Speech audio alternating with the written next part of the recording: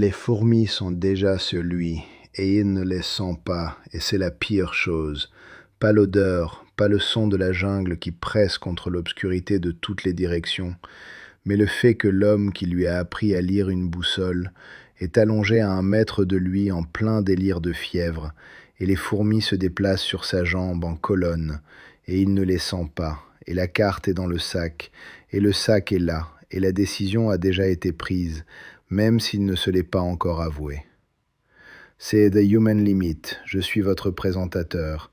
Si vous avez l'estomac pour des histoires qui ne vous offrent pas un arc de rédemption à la fin, abonnez-vous à cette chaîne maintenant, mettez un like. Parce que ce que je vais vous raconter, c'est l'histoire d'un homme qui a volé une carte et une machette et un purificateur d'eau au milieu de la nuit, dans la jungle amazonienne, et qui est parti de son ami qui respirait encore. Et puis, il a survécu. Et son ami non. Et il construit et démantèle des justifications pour cette décision chaque jour depuis 11 ans. Laissez-moi vous ramener au début. 3 hommes. 500 km de la localité la plus proche avec des routes. 20 jours dans une expédition qui avait été planifiée pendant 14 mois, menée par un homme que j'appellerais Raphaël, un guide chevronné de nature sauvage qui avait fait cette traversée 2 fois auparavant et croyait comprendre ce que la jungle leur coûterait. Ses 2 compagnons étaient des hommes qu'il avait lui-même choisis, des hommes à qui il faisait confiance de sa vie, ce qui est l'ironie spécifique au centre de tout ce qui suit. L'intérieur de l'Amazonie, à la profondeur qu'ils avaient atteinte, n'est pas un endroit qui permet l'abstraction. Il ne vous permet pas d'y penser en termes de documentaires sur la nature ou de littérature d'aventure ou de n'importe lequel des cadres que la distance procure.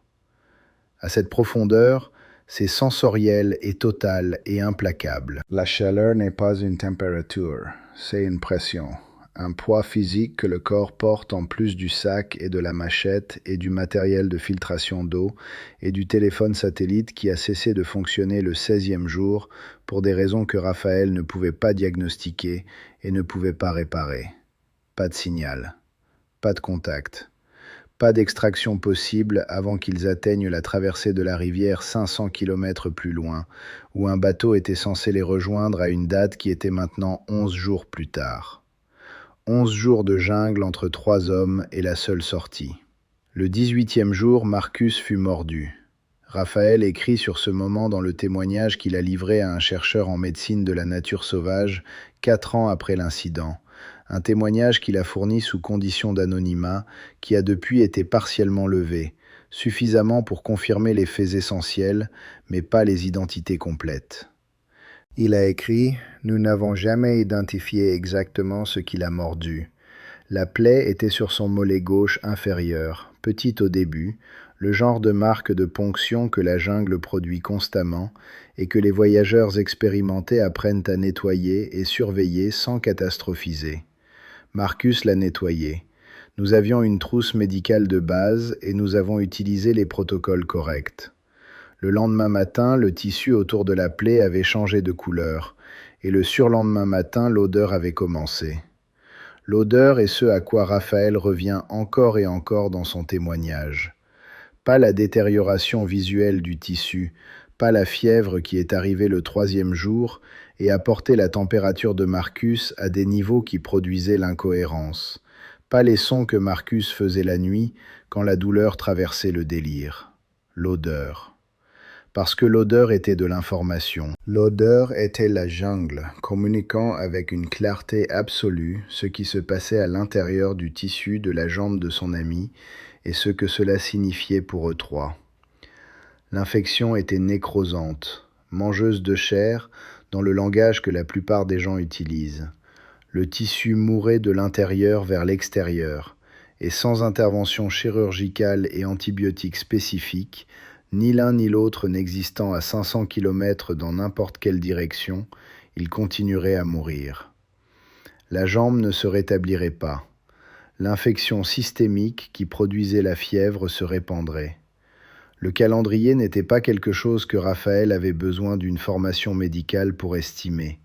Il avait été suffisamment longtemps dans la jungle pour comprendre comment les corps échouent quand la jungle décide de les prendre. Marcus ne pouvait pas marcher. Un homme qui ne peut pas marcher dans l'intérieur de l'Amazonie, à 500 km de la route la plus proche, avec 11 jours entre lui et le point d'extraction, avec une infection nécrosante qui consume sa jambe et une fièvre qui démantèle sa cognition, n'est pas un homme qu'on peut porter jusqu'en sécurité. Le terrain ne le permet pas. 500 kilomètres de système de racines et de traversées de rivières et de dénivelés et de sous-bois qui nécessitent une machette pour naviguer ne permettent pas à un homme d'emporter un autre. Ça permet à peine à 3 hommes en bonne santé de se porter eux-mêmes. Raphaël écrit « Je ne suis pas arrivé aux mathématiques immédiatement. Je veux être clair là-dessus parce que la version de cette histoire que je trouve la plus insupportable est la version où je suis quelqu'un qui a calculé froidement et efficacement dès le début. Je n'ai pas fait ça. Pendant 3 jours, j'ai soigné Marcus de la façon dont on soigne quelqu'un qu'on a mis en danger, avec la culpabilité spécifique d'un leader qui a pris les décisions qui ont mené à la situation. J'ai nettoyé la plaie, j'ai géré la fièvre du mieux que la trousse médicale le permettait. Je suis resté éveillé la nuit à écouter sa respiration et à surveiller la plaie et à essayer de trouver la version du calcul qui ne finissait pas là où le calcul continuait de finir. Le calcul continuait de finir au même endroit. Si tous les 3 restaient où ils étaient, ils épuiseraient leurs provisions alimentaires dans 5 jours. La jungle à cette profondeur ne fournit pas un soutien calorique fiable pour des hommes qui ne sont pas formés à ces techniques de subsistance spécifiques, et Raphaël et son second compagnon Thomas ne l'étaient pas. Ils avaient des provisions pour 11 jours de plus si elles étaient soigneusement rationnées, moins si la fièvre de Marcus continuait à faire monter ses besoins caloriques, moins encore s'ils étaient stationnaires, parce que les corps qui bougent trouvent des opportunités que les corps stationnaires ratent. 5 jours de nourriture, 11 jours jusqu'à l'extraction. Un homme qui ne pouvait pas bouger. Et quelque chose d'autre sur lequel Raphaël écrit avec une précision qui suggère qu'il l'a examiné de nombreuses fois. Il a écrit « La 4e nuit, je les ai entendus. » Pas les fourmis pendant la journée, celles-là étaient présentes depuis le 2e jour, et je les avais gérées, nettoyées, maintenues un périmètre de base. C'était différente. Des fourmis légionnaires, se déplaçant dans l'obscurité en une colonne, que j'entendais avant de pouvoir voir, et j'ai compris de la façon dont la jungle vous apprend à comprendre les choses, non pas par le raisonnement, mais par le corps, que l'infection avait suffisamment changé le profil d'odeur de la plaie de Marcus pour se détecter dans des systèmes beaucoup plus anciens et efficaces que les miens. La jungle savait. Avant que j'admette pleinement ce que je savais, la jungle avait déjà fait son évaluation. Ils avaient une carte, une machette, un système de purification d'eau. Sans la carte, la navigation à travers cette section de l'Amazonie n'était pas possible. Sans la machette, le déplacement à travers le sous-bois n'était pas possible.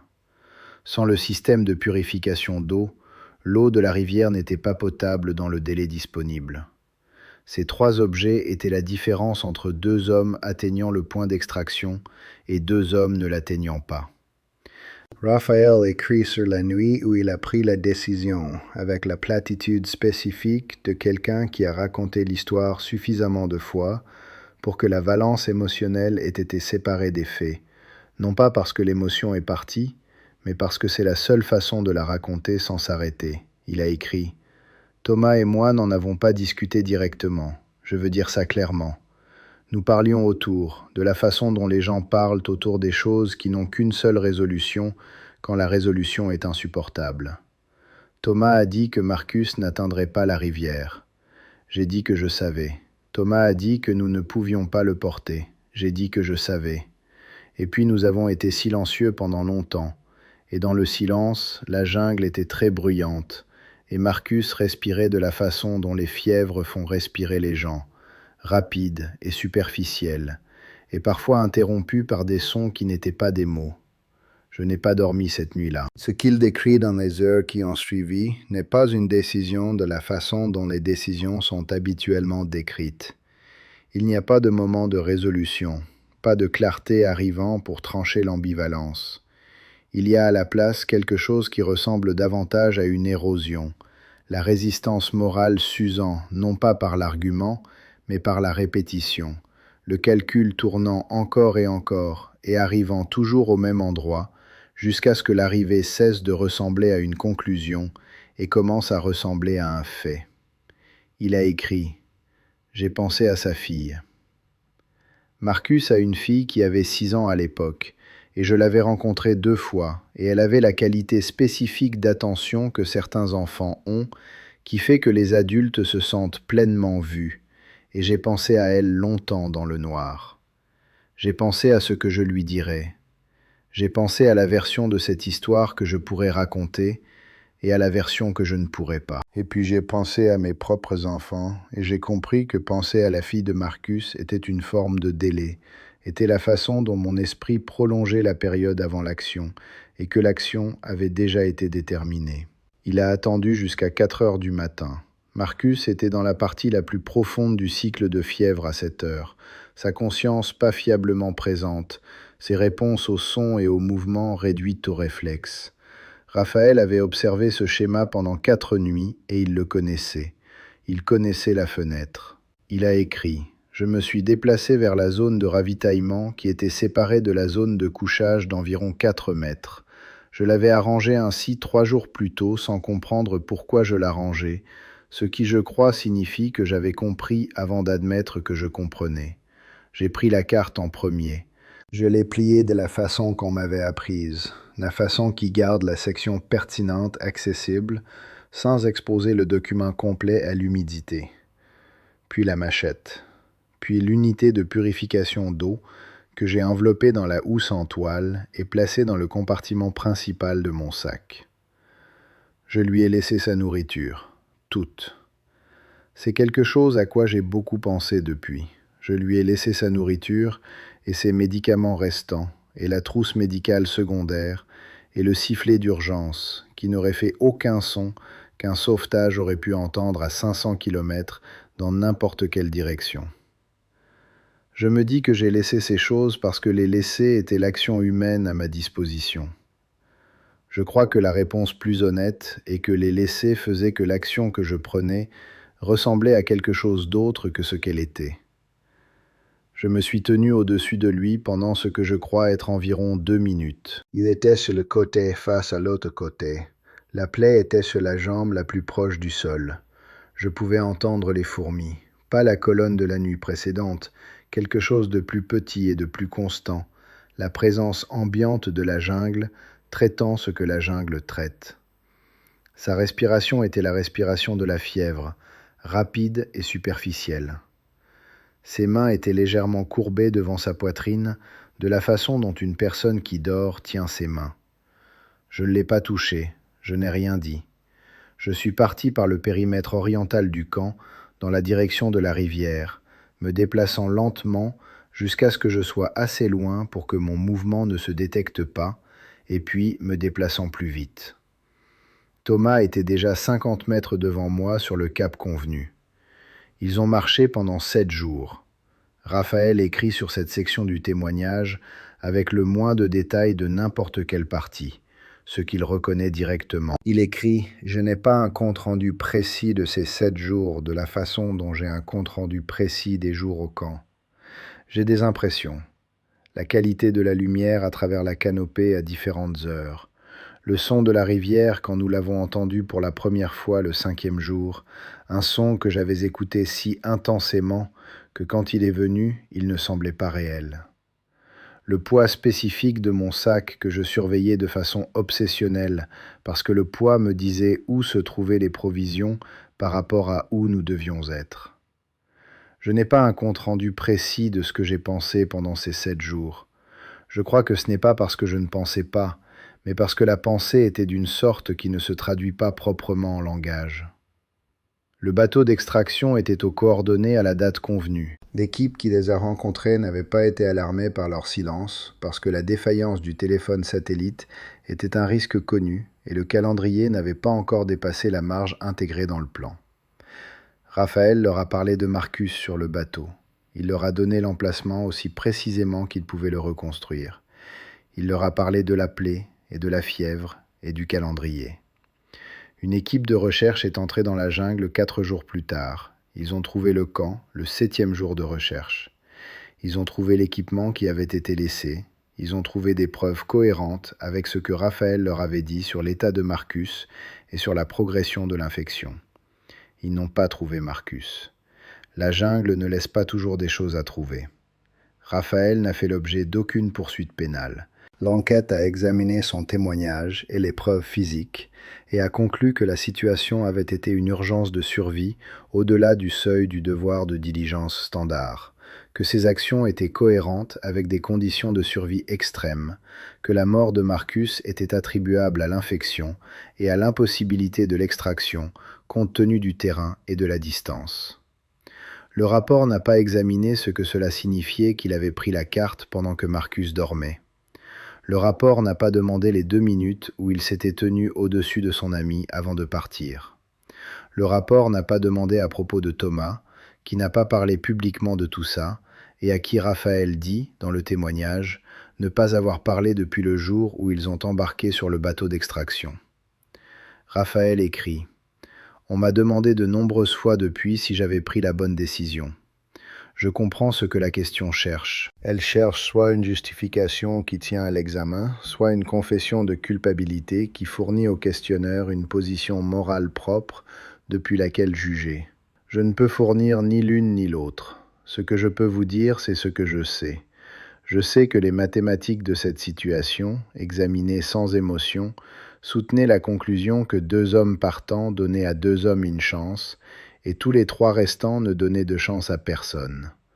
Je sais que ces mathématiques sont réelles, et que je ne les ai pas inventées pour servir ma propre survie.